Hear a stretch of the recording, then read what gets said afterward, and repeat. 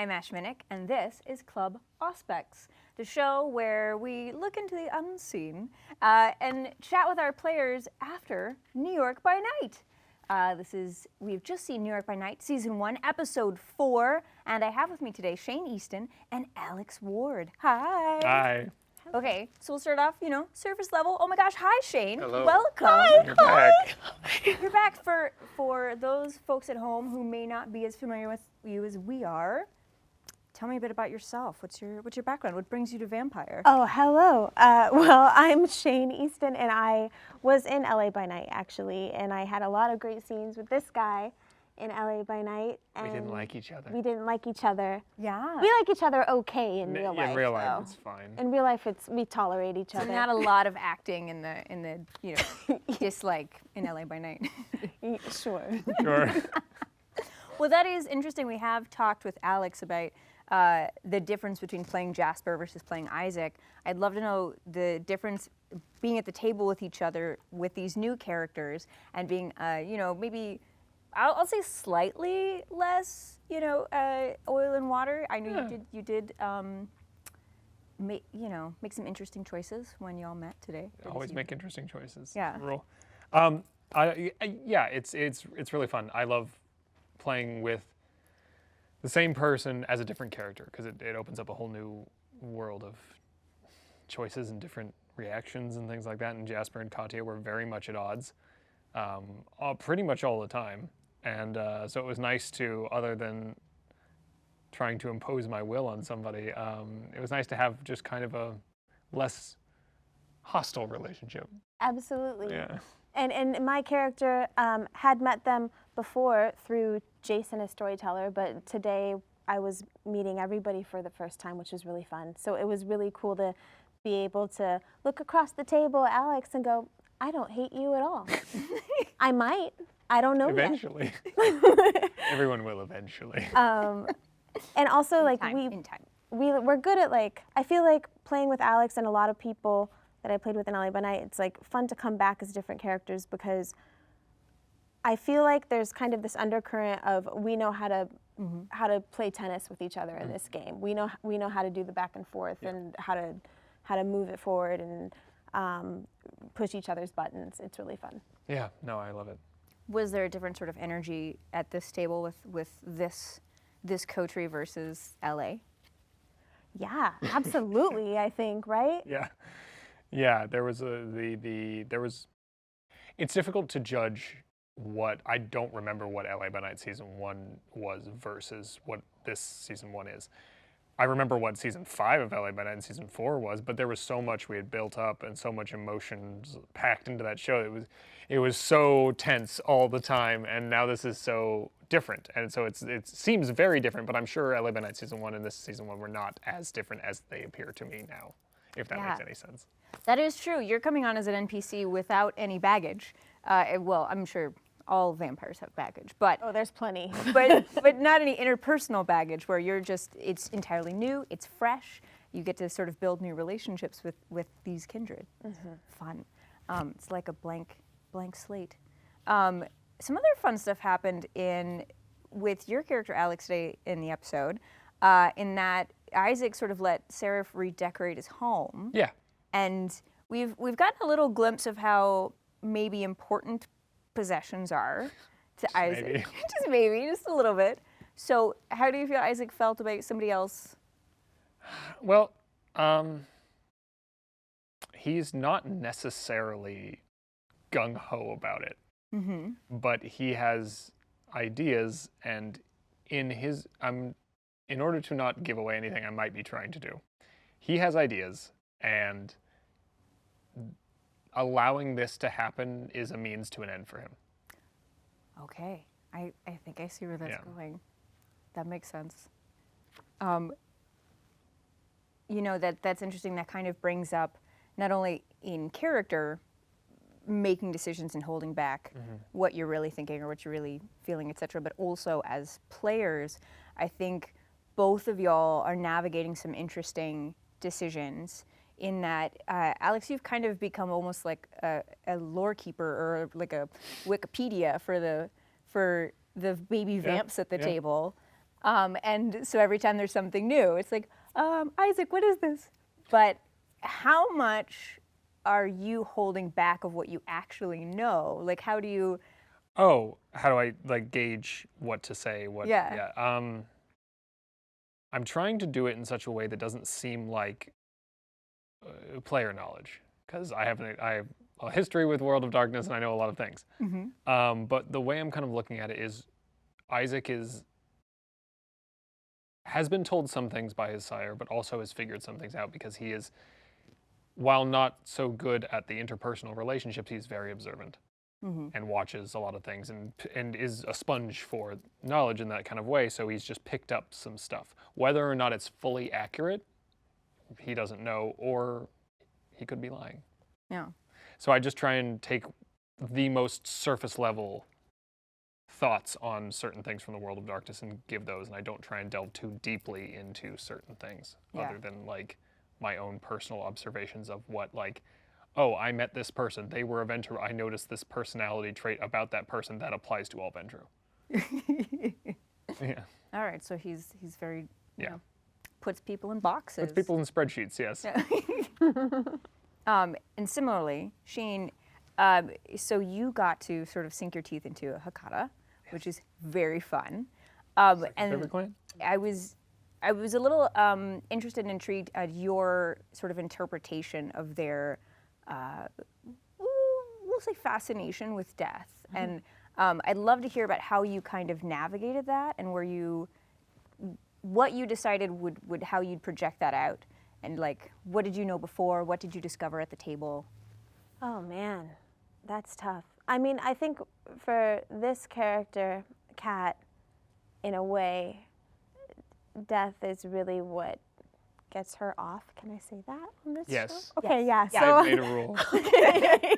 yeah, I think that it's the thing that just really gets her off and turns her on, and she's just so into it. And I think that became enhanced when she was embraced. But I also think as a mortal, I think that was, you know, fascinating to her as well. I think that she was a girl who was into the macabre and that scene, and part of it could have been just because her family has this history, and it just kind of seeped into her, and then also the subcultures that she was into around the time that she was embraced.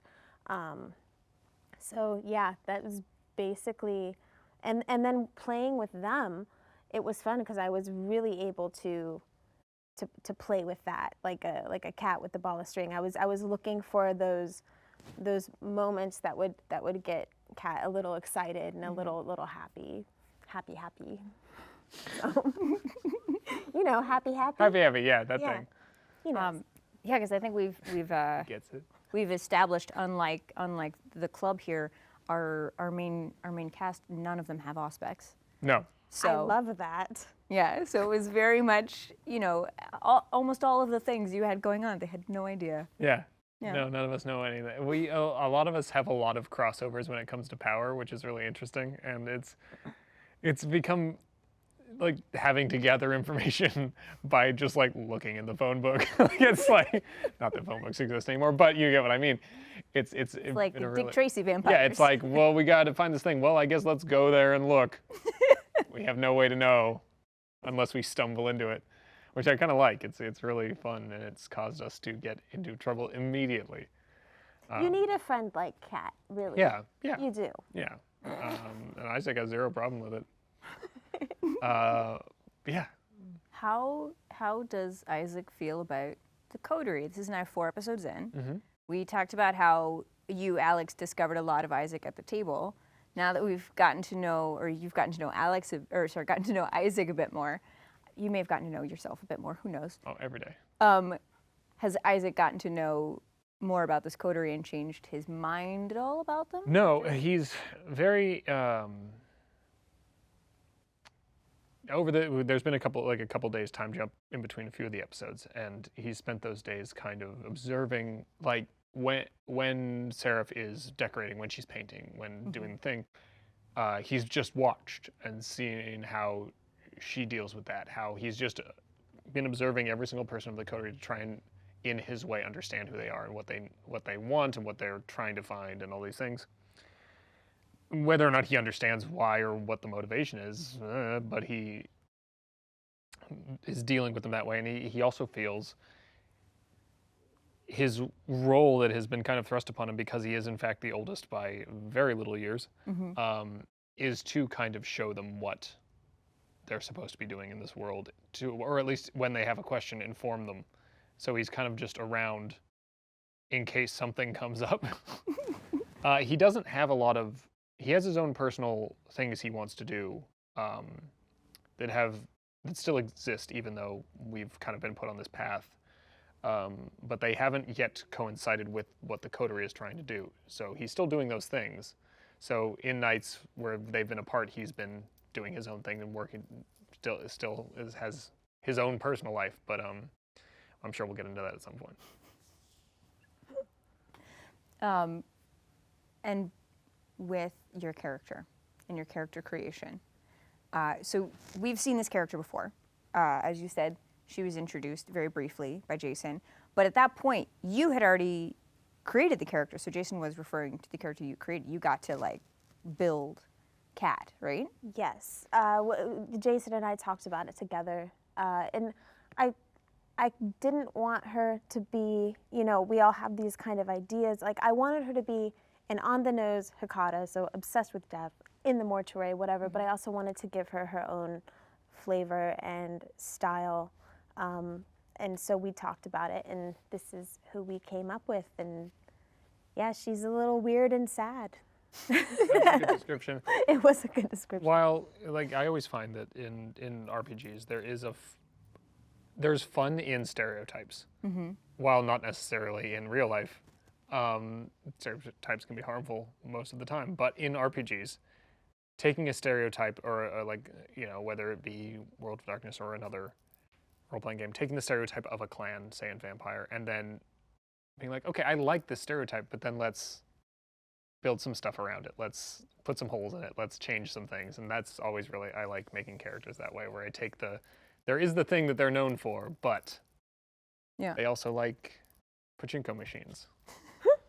So taking the stereotype and then sort of giving it depth. Yeah. And making it more than just The stereotype. The stereotype, yeah.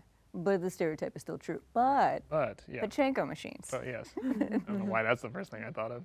That's what every RPG character, that's Desperately on their list of likes and dislikes. It's the need of RPG characters. Pachinko machines. I've lost it. I don't know what I'm talking about anymore. I've just realized I've ruined our whole black and white vibe by wearing this green shirt. We could have all. What you doing? What you doing? What are you doing? You come here to our territory. What are we talking about? What's the question? Shayne, do you find a lot of your character at the table like Alex does, or do you prepare more and come knowing who that person is? Both, I think. I mean, I think I prepare as much as I can. Honestly, because I love doing that work. Like, I love researching and thinking about outfits and thinking about the family history and this and that and stuff. But then when you sit at the table, and you have to be able to let everything kind of go and leave room for possibility. And then when those possibilities come up, you're prepared for it, and you have the most fun that way, I think, when you leave room for possibility. Okay, I have a question for both of you. In that vein, not necessarily with these characters, not necessarily with Vampire, but has there ever been a moment at the table where you learned something about your character that surprised you? Like your character's reaction to somebody else saying something, or something you didn't anticipate coming out? Just in general, as far as like playing RPGs as characters and Yeah.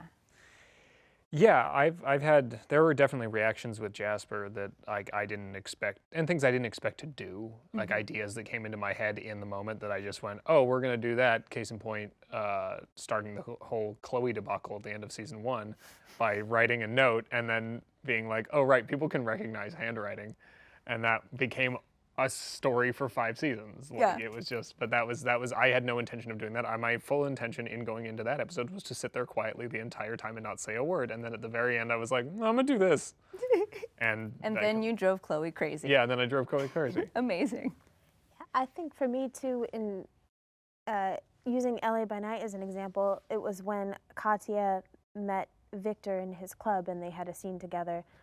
I honestly went to that table really having no idea what we were going to talk about or what we were going to do, and it ended up being probably one of the most nuanced and emotional scenes for my character, and it was just a real treat. So I learned a lot about Katya in that scene, and that's why I think everybody should just be open. Yeah. Like, it's scary, but it's the good kind of scary. Yeah, it's part of the reason why I make Jason's job harder by asking him to tell me very little. It's because I want to experience things and change my opinion, and he's very gracious in doing that for me. Well, I mean, it clearly works. You know, you both just have such a great ability to sort of just capture roles. But you're also both professional actors. Yeah. You do scripted stuff outside of this. How does this compare to what you do in other projects? It's a great exercise as well as being a game that we love, I think, because I feel like I'm always learning things at the table for what I do on stage, and also vice versa. Sometimes I'm doing something on stage and I'm like, what would it look like if I tried to do that at the table? So it's both. You don't need to be a professional actor to do this. You can just be anybody having fun, and that's the beauty of it. But I mean, there are things that are fun to play with and that we can learn from. Yeah, no, it is very much the same reason. That's how it feels for me. I really like so much of what I do, especially working mainly in film. I don't do. It's been a long time since I've worked on a stage. So many people have input on my character. So many people have ideas. So many people are higher up the food chain than I am with the decisions that the character makes, which is fine. I don't need. But at this table, there's two people who decide what happens to this character. It is myself and it is Jason, and there's so much freedom in that I can just say things and they happen, and I can just make a decision whether it's good or bad. Become a sheriff. Yeah, become sheriff, or say no, and then kind of say yes and then no again. You make a decision whether it's good or bad, and you stick with it, and you just commit to the decision you made. And then, if I really fuck up, Jason will come to me after the episode and go, "Well, we're gonna change that a little bit. We'll veer away from that," which thankfully hasn't really happened. So, but yeah, that's my favorite thing about it, is just that in working in an industry where I rarely get much control over what I do, to then to be able to create a character all on my own and think of every aspect of it. Yeah. Well, thank you both so much, Alex and Shayne, for joining us. Thank you. Thank you. And thank you all for watching Club Auspex. This has been another wonderful episode, and we'll see you at episode 5. Jasper's still alive and Katya's dead, right? Heartbreak. Okay, wait till Kat gets you next time.